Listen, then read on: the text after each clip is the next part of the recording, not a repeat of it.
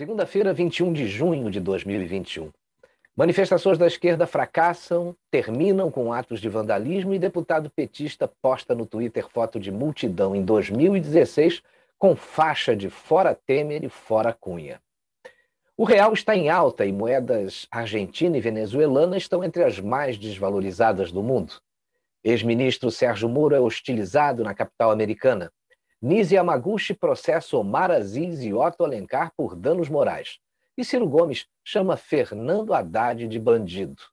Esses e outros destaques deste fim de semana nas redes sociais você vai ver agora.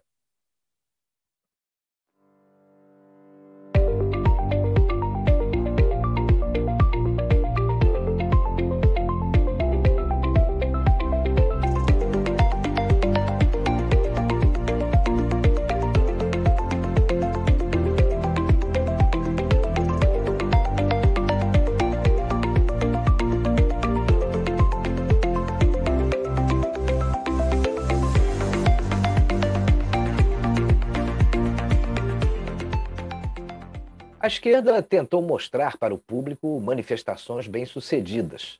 Só que, na prática, não foi isso que aconteceu. Na Avenida Paulista, por exemplo, a concentração ficou no entorno do MASP, mas os ângulos das fotos dos jornais da grande imprensa tentaram mostrar um número de pessoas muito maior do que na realidade existiu. E veja que os carros passam normalmente na pista da direita. Em Brasília, houve um número grande de pessoas, não há dúvida, mas não dá para comparar com o número de pessoas das manifestações recentes pró-governo Bolsonaro. Veja aí a imagem. No momento em que os manifestantes estavam protestando contra o governo em Brasília. E tem uma outra imagem aqui vista de cima. Oposição destaca protestos contra Bolsonaro nas redes sociais. A imprensa tentou criar uma narrativa que não colou. Tirou fotos com ângulos mais fechados para dar a impressão de que havia muito mais gente participando dos atos. Veja um exemplo bem interessante. Observe essas duas fotos. Ambas foram tiradas no mesmo local. Na foto de cima, você tem a impressão de que existe uma multidão numa fila. Mas de um outro ângulo, a foto de baixo mostra que a distância entre cada uma das pessoas era de aproximadamente 1,5 metro. É tudo uma questão de perspectiva e mostra como a mídia pode manipular a realidade dos fatos. Praticamente as notícias divulgadas pela grande imprensa faziam referência às manifestações ocorridas em São Paulo e em Brasília, as que tiveram o maior número de participantes. Mas para se ter uma ideia aí do fracasso desse movimento, basta ver o post que o deputado Paulo Pimenta, do PT, publicou sobre a manifestação ocorrida em Belo Horizonte. Olha aí o que o Paulo Pimenta disse. Publicou a foto de 2016, Fora Cunha e Fora Temer, que podia ser lido em algumas faixas.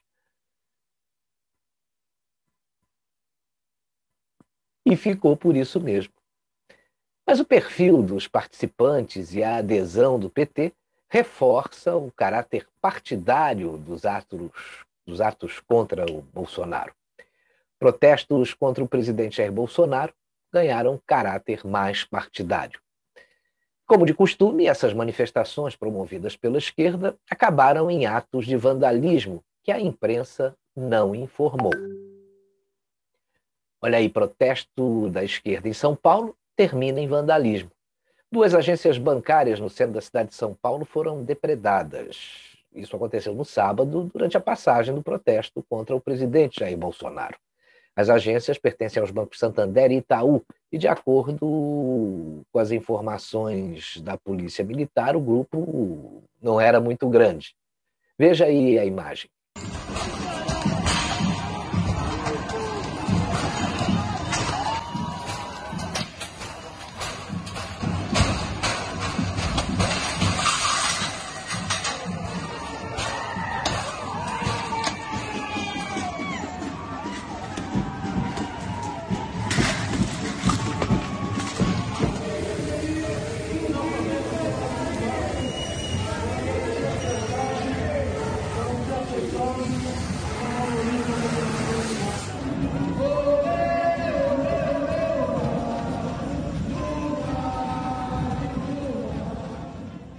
Manifestações do PT, da CUT, do MST, da UNE, da esquerda em geral, sempre acabam com destruição e depredação de patrimônio.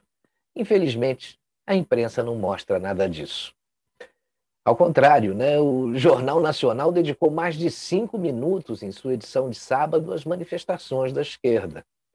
Em desespero, Bonner dá palanque à esquerdalha e dedica mais de 5 minutos aos protestos da esquerda.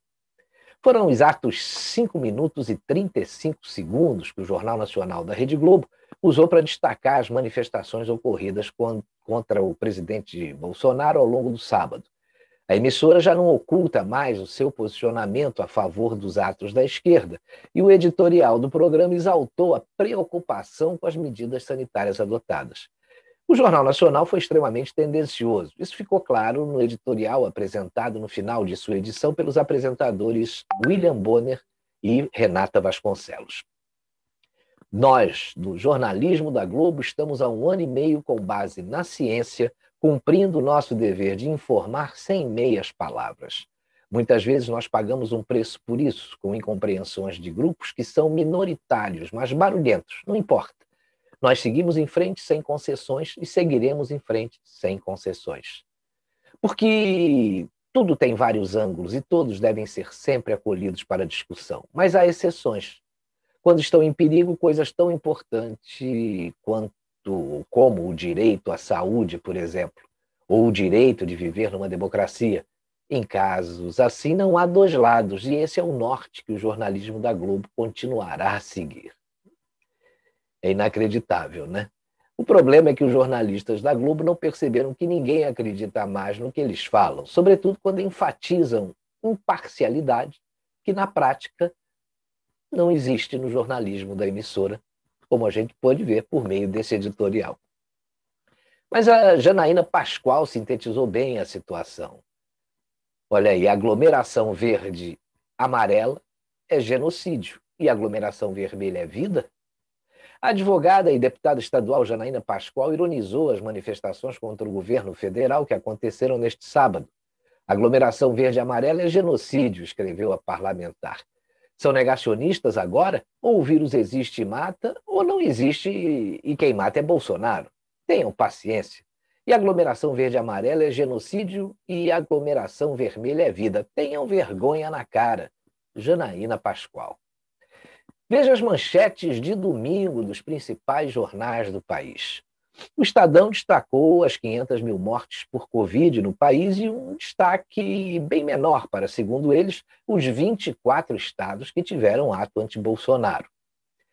A Folha de São Paulo também destacou o total de mortes por Covid no Brasil e colocou uma foto grande e uma pequena manchete informando que a adesão sobe e milhares vão às ruas contra Bolsonaro. Já o Globo juntou as duas informações em uma única manchete. Brasil chega a 500 mil mortes por Covid em dia de protestos pelo país. O jornal Estado de Minas destacou que o Brasil precisa fazer para nunca mais passar por uma tragédia sanitária, dando a impressão de que isso só aconteceu por aqui. E destacou também com uma foto de um ângulo bem fechado que Bolsonaro é alvo de protesto em BH e outras cidades do país. O cerco ao homicida Lázaro e as mortes por Covid foram os destaques no Correio Brasiliense. O tamanho da foto da manifestação publicada no jornal deixa muito claro o que na realidade aconteceu. Veja agora alguns posts sobre essas manifestações que foram publicados nas redes sociais nesse fim de semana. O Francisco Cardoso diz que poucas vezes viu algo tão doentio como nesse fim de semana. Pessoas comemorando a terrível marca de 500 mil óbitos pela Covid para poder jogar isso nas costas dos seus inimigos políticos. E essa gente doente que grita contra o tudo da Covid, né? Sem as mortes, eles perdem a narrativa. Doentes. O Jornal da Cidade Online mostrou que manifestação contra Bolsonaro fecha a rua e paralisa o centro de Paranaguá, de tão pouca gente que participou, né? Escreveu até o presidente da República ironizando. Uma onda de vídeos e fotos mostrando a vergonha lulopetista nas manifestações desse sábado parece que não teve fim nas redes sociais. Até o jornalista Alexandre Garcia comentando um post do Rubens Menin, ou Menin, que é o sócio, o dono, né, da rede CNN, né? Olha só o que o Alexandre Garcia disse. Quantos teriam sido salvos se a insanidade ideológica não tivesse impedido o óbvio, que é tratar uma doença aos primeiros sintomas? E a clínica, que é soberana, mostra os resultados todos os dias. Ciência só avança adotando o que dá certo. Ciência fechada não é ciência, é dogma. E o Rubens Menin disse que, mesmo para leigos como eu, parece bastante óbvio, quanto mais cedo começarmos um tratamento médico de qualquer doença, inclusive essa que nos assola no momento, melhores serão os resultados. Ele não entende a lógica que alguns defendem em retardar qualquer tratamento, e ele imagina assim que as chances serão menores. O real está entre as moedas mais valorizadas do mundo em 2021. Em um ranking feito pela Agência Brasileira de Classificação de Risco Austin Rating, com moedas de 120 países ao redor do planeta, o real aparece com a 12ª melhor valorização em 2021. Nesse ano, a moeda brasileira acumula alta de 3,2% em relação ao dólar. Segundo a agência, moedas argentina e venezuelana estão entre as mais desvalorizadas em 2021. As moedas da Argentina e da Venezuela estão se desvalorizando muito em relação ao dólar. O peso argentino desvalorizou 11,6%, ficando com a terceira pior posição. E o venezuelano Bolívar se depreciou 64,9%, atingindo a 7ª maior perda. O presidente da Argentina, Alberto Fernandes, vem enfrentando níveis crescentes de desaprovação. O Instituto Zuban Córdoba informou que o presidente da Argentina, Alberto Fernandes, vem enfrentando níveis crescentes de desaprovação em meio à pandemia de coronavírus. No final de 2020, a opinião negativa da população sobre Fernandes chegou em 46%. Em abril desse ano, a 50%. Agora, a imagem negativa do presidente subiu 5 pontos e chegou a 55%. Roubos em lojas da Califórnia estão fora de controle. Existe um problema que assola a Califórnia, nos Estados Unidos, e que foi evidenciado com um furto, né, a uma farmácia em plena luz do dia. As autoridades locais disseram que esse tipo de incidente se tornou algo constante, especialmente nas redes de drogarias da cidade. O dono de uma loja de conveniência da cidade disse que sua loja já foi alvo de diversos ataques. As câmeras de segurança capturam criminosos em flagrante o tempo todo.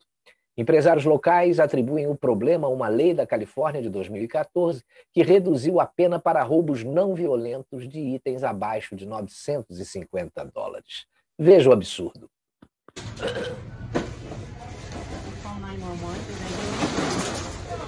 Wow.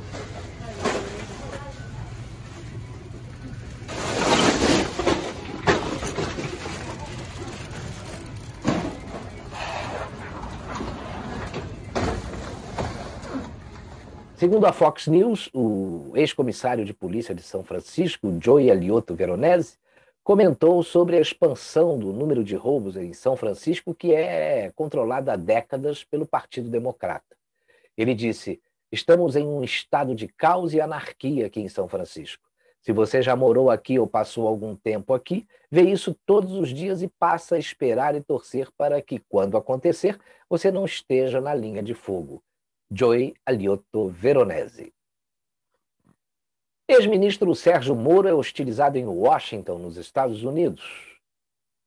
Olha aí, Moro é hostilizado nos Estados Unidos por ativista de extrema esquerda. Sérgio Moro estava andando pelas ruas de Washington, capital americana, e foi abordado por uma brasileira, ativista de extrema esquerda, Patrícia Leles, que mora lá. E aproveitou para gravar um vídeo que foi exibido nas redes sociais. Veja. Pois é, gente, vou só mostrar para vocês.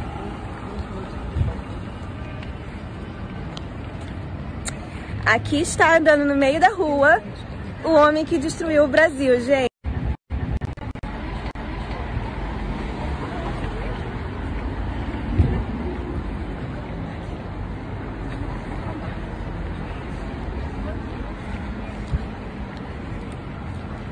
Pois é, gente, vou só mostrar pra vocês.